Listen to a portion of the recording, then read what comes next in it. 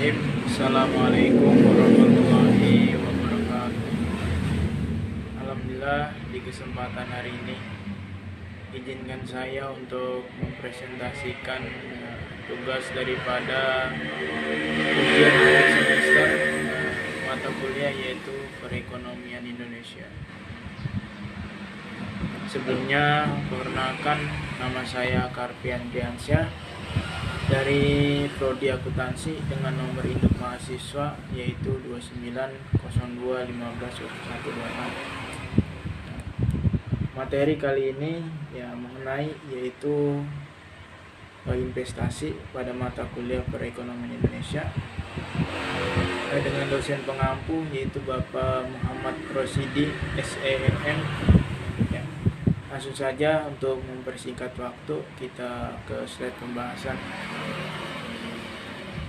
Investasi.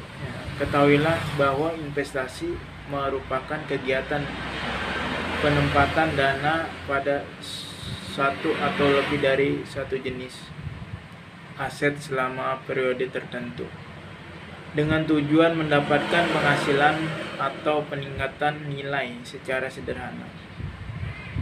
Investasi adalah salah satu alat untuk mewujudkan tujuan-tujuan keuangan kita. Pada dasarnya tujuan keuangan setiap orang berbeda-beda. Sebut saja seorang berusia 25 tahun tentu memiliki rencana dan cita-cita yang berbeda dengan orang yang berusia 50 tahun. Berdasarkan tujuannya, investasi dibedakan menjadi investasi jangka panjang, menengah, dan investasi jangka pendek. Beda jangka waktu, tentu beda strategi dan instrumen investasinya. Kita slide berikutnya. Slide berikutnya yaitu jenis investasi berdasarkan tujuan. Di sini ada 3 ya.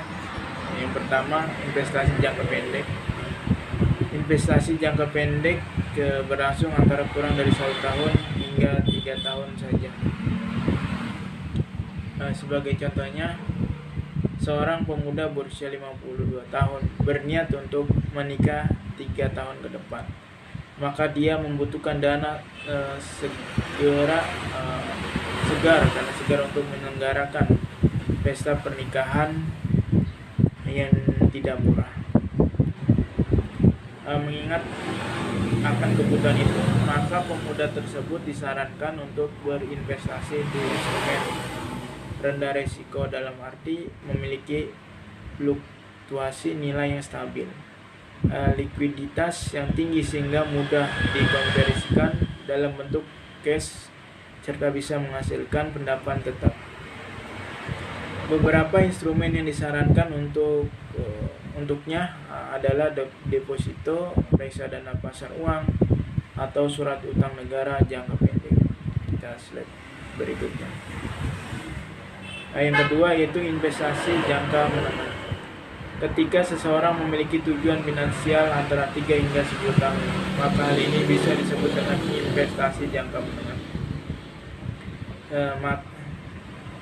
Sebut saja dalam 5 tahun ke depan Bapak Budi harus mendaftarkan diri putranya ke sebuah universitas ternama di Jakarta.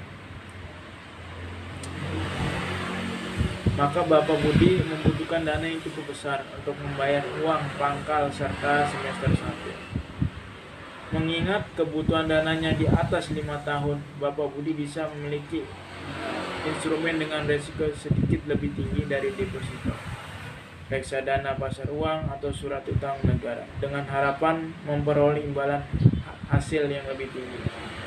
Instrumen yang dimaksud adalah reksadana pendapatan tetap, obligasi swasta, reksadana campuran. Dan slide berikutnya. Yang ketiga yaitu ketika tujuan investasinya di atas 10 tahun, maka investasi ini sudah masuk dalam kategori investasi jangka panjang. Jadi ketika kita berinvestasi, investasi tersebut 10 tahun atas itu udah termasuk investasi jangka panjang. Tujuan investasi itu bisa berupa biaya pendidikan anak, biaya penyelenggaraan pesta pernikahan anak, pembelian aset ke anak cucu, dan dana pensiun. Semakin panjang periode investasi, makin fleksibel seseorang memiliki instrumennya. Mereka bisa memiliki instrumen dengan risiko rendah, moderat, tinggi, maupun instrumen yang tidak dapat dikonversi dengan cepat. Beberapa instrumen yang bisa dipilih untuk investasi jangka panjang antara lain logam mulia, reksadana saham hingga properti. Kita slide berikutnya. Slide berikutnya itu cara berinvestasi. Di sini ada 3 ya. Yang pertama, pastikan kita telah sehat secara finansial. Sebelum berinvestasi, pastikan telah memiliki dana darurat yang ideal dan memiliki proteksi keuangan dengan memiliki jaminan kesehatan atau asuransi. Yang kedua, tentukan tujuan terlebih dahulu. Ketahuilah tujuan keuangan yang ingin dicapai dalam berbagai periode, sebut saja untuk jangka pendek, jangka menengah, dan jangka panjang. Tanpa tujuan yang jelas, maka proses daripada investasi akan menjadi tidak teratur atau terukur. Yang ketiga, kenali profil risiko. Setiap instrumen investasi memiliki karakteristik investasi yang berbeda-beda, dan setiap investor juga memiliki profil risiko yang berbeda. Profil risiko bergantung kepada kemampuan dan kesediaan seseorang untuk menoleransi risiko investasi. Kita slide berikutnya. Slide berikutnya itu jenis investasi. Di sini ada tabungan. Investasi ini merupakan bentuk simpanan sejumlah dana yang Anda lakukan di bank atau lembaga keuangan lainnya. Dari tabungan tersebut memiliki kelemahan dan kelebihan, kekurangan dan kelebihan juga. Kelebihan daripada tabungan dapat diambil kapan saja dan tidak memiliki risiko yang besar. Tabungan juga akan memberikan sejumlah pendapatan bunga. Kekurangan daripada tabungan tersebut ada bunga yang diberikan bank cukup kecil. Biasanya orang cenderung mudah mengambil uang di dalam tabungan sehingga jumlah akan berkurang. Yang selanjutnya itu obligasi. Adalah surat utang yang akan didapatkan sebagai surat bukti atas pemberian sejumlah dana pada perusahaan swasta ataupun perusahaan negara yang membutuhkan sejumlah dana. Nah, kelebihan daripada obligasi memberikan besar bunga yang lebih besar dari bunga deposito. Jangka waktu investasi ini terbilang sangat panjang, minimal 5 tahun, sehingga akan menjadi sebuah masalah jika sewaktu-waktu Anda ingin mencairkan dana sebelum jangka waktu yang telah disepakati.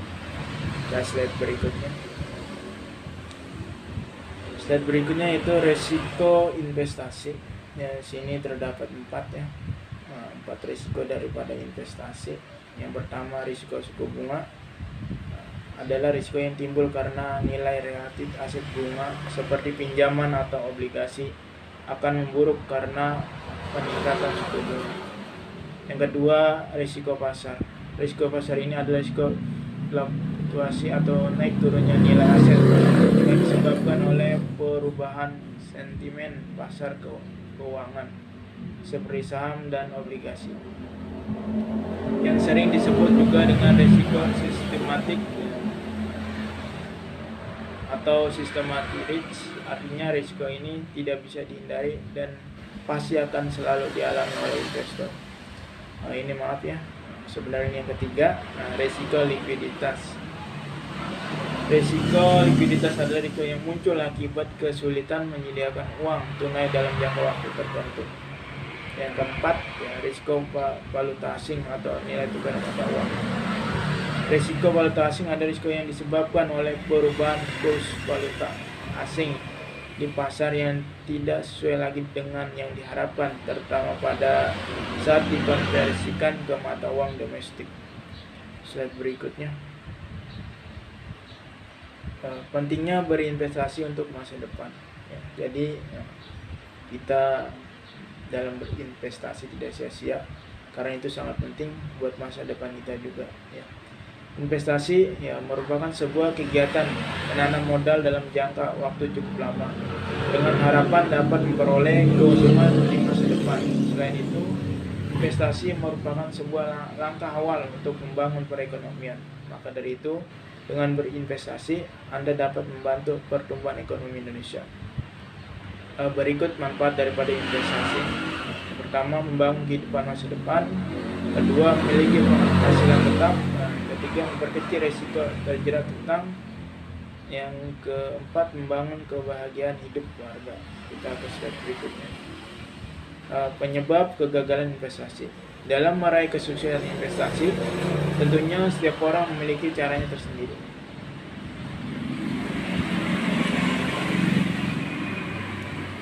Faktor disiplin dalam investasi umumnya merupakan faktor terbesar yang menentukan jika Anda sedang melakukan kegagalan dalam berinvestasi. Beberapa faktor di bawah ini mungkin dapat Anda jadikan bahan introspeksi untuk investasi yang Anda lakukan. Beberapa faktornya, yang pertama, tidak memiliki tujuan dan rencana. Kedua, tidak mengerti suatu produk investasi. Yang ketiga, tidak diversifikasi. Yang keempat, memperlakukan investasi sebagai judi. Yang kelima, tidak melakukan riset tempat investasi. Kita slide berikutnya. Telah selesai presentasi kali ini. Kurang dan lebihnya saya mohon maaf. Saya akhiri, wabillahi taufiq wal hidayah. Wassalamualaikum warahmatullahi wabarakatuh.